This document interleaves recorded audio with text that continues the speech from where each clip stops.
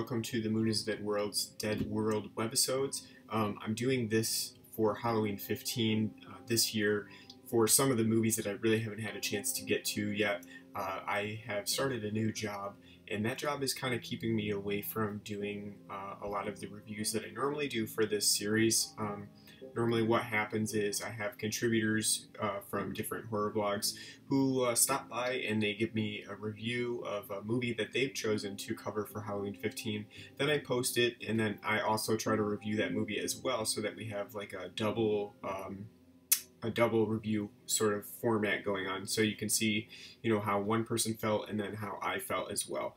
And that really hasn't been going so well lately. I think we're only on the 5th part of the Halloween 15 series, and here we are on October 24th, and we're just not going to have a lot of time to get through the last parts of the Halloween 15 posts the way that I'm going right now. So instead of doing written reviews for some of those movies, I wanted to do a webisode series, and I haven't really done that too often before. The only time I really did the web series was when we did the Kaijun, which was a series of video reviews for the Godzilla films. So I'm kind of still new at this, still learning how to do everything. I just recently got a new iMac, so I'm still learning how to use that as well. I've never had a Mac before, so figuring out all of the little gadgets that it has on the computer. It has been fun, and I hope that doing this web series for Halloween will open up new avenues for us to do this in the future. So today I really wanted to tackle Frankenstein's Army. I have watched it, and I posted Nathan Hamilton of Son of Celluloid. I posted his review a few days ago, and then unfortunately the site went down. We're having server issues with it.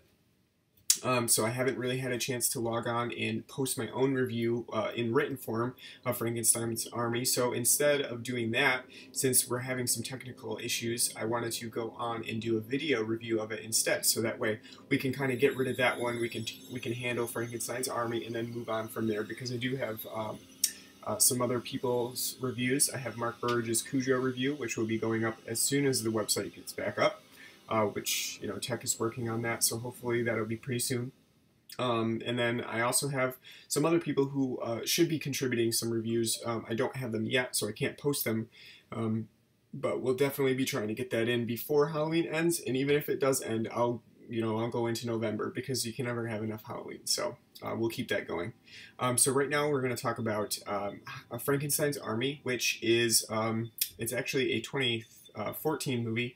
From director Richard Raforst. I hope I'm saying that correctly. I don't really know how to say it, but you know, I don't think I mangled it too badly. And Richard Raforst is working in the found footage format for Frankenstein's Army. This is a film that really is set in World War II with Russian soldiers, and there's not a big plot to it. It's pretty simplistic.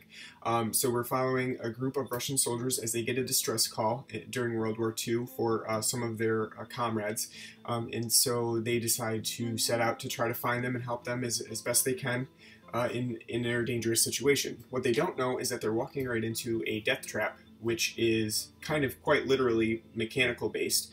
Dr. Frankenstein, who is kind of a descendant of Victor Frankenstein from Mary Shelley's story, drawing from those characters, has created a bunch of humanoid mechanical monsters that kind of do his bidding. So they create new monsters, they do whatever he really needs them to do. And so our soldiers are walking right into that trap. They don't know it yet, but they're going to be encountering all different kinds of mechanical monsters. Some of them have like windmills for heads, or others are, straight out of like something from The Evil Within or Resident Evil. They're, very, very mechanically based, and I think the creature designs are one of the best parts of Frankenstein's Army. The found footage format really hinders the film for about the first act of it. We're stuck watching these soldiers as they march across admittedly cold temperatured temperatures and frozen lands. And Ray Forst, he really focuses on that for about a half an hour of the film, and the film's only about an hour and 20 minutes. So to spend that much time getting to know these characters, and really we don't know them that well. We see a few flashes of who they are, but the characters are pretty underdeveloped, and they're kind of just stock. They're there so that we know that there are Russian soldiers, there's a group of them, and we can see them get killed in all kinds of gory fashion once they do reach the Frankenstein's monsters. That part of it and the story part of it is a really weak part of Frankenstein's army. The story itself leaves a lot to be desired. There's nothing here that really is all that interesting, honestly. You can really summarize it in one sentence, which I did at the beginning of this video. And other than that, there's nothing really else that happens. There's no real plot arc to it. There's no reason to follow along till the end, because you most likely do know what's going to happen at the end of the film. And it really just follows these soldiers and as they live and die, and using the found footage format as a way to put us in their shoes, so some might say. Unfortunately, then Frankenstein's army really, because of that found footage format, it suffers from it. It's slow in the beginning, and then once you get into the later portions of the film, the same sort of format of the found footage, the problems with that format really come out. They when you're following a person who is being chased by, a monster, like in Frankenstein's army, the crazy mechanical monsters that Frankenstein creates, one has to wonder why the person with the camera just doesn't put it down, because there's no point in filming that anymore. It's either your life or capturing it on film, and one would most likely choose to drop the camera and run away and spare their life.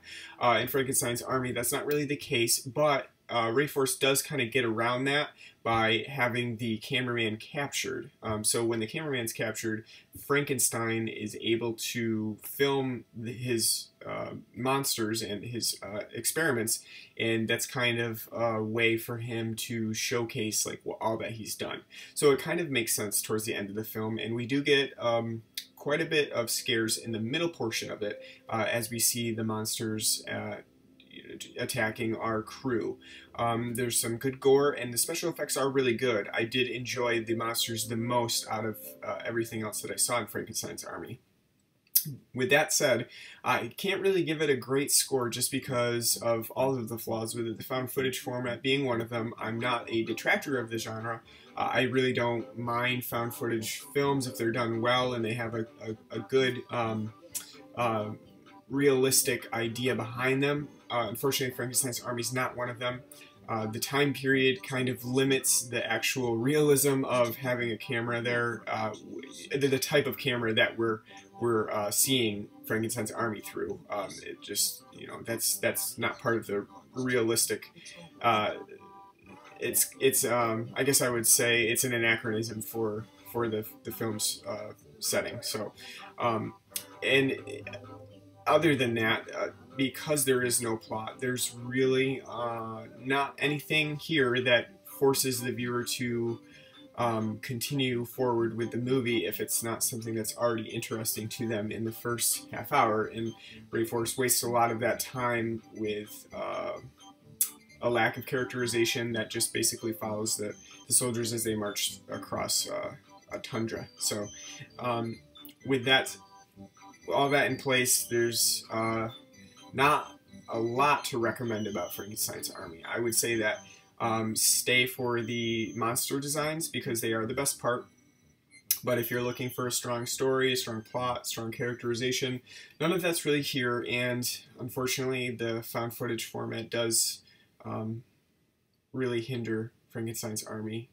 For Halloween 15, I would say that this one isn't really a great film to watch if you're in the mood for a Halloween movie. I know Nathan did say in his review that he really liked it because of the haunted house atmospherics of it, but I would say that it really wasn't my cup of tea, and I would have preferred something that was a little bit closer to something that had monsters or witches or something that related more to Halloween. I don't pick the films based on their Halloween antics, I would say, but I do pick them because of whether they sound interesting, if I've seen them before, and if I've reviewed them for the film, and if I think the people that would be contributing would like to watch them as well. I try to grab from a number of different film genres for subgenres for horror movies, and so this one was one I chose because it had a Frankenstein theme to it, and I like to kind of try to get some of those films in there, along with the more generic versions of what you think of for Halloween, like witches, ghosts, and other paranormal entities, vampires, and things like that. I try to, and a lot of times I do the more original monsters as a different version of a Halloween theme for 4 Weeks of Shrieks.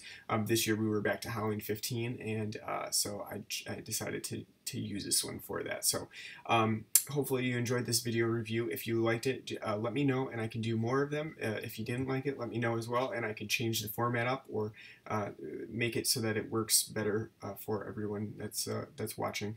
I will try to get back to writing actual reviews, but for now, since I don't have a ton of time, still settling into the new job, this is going to have to work.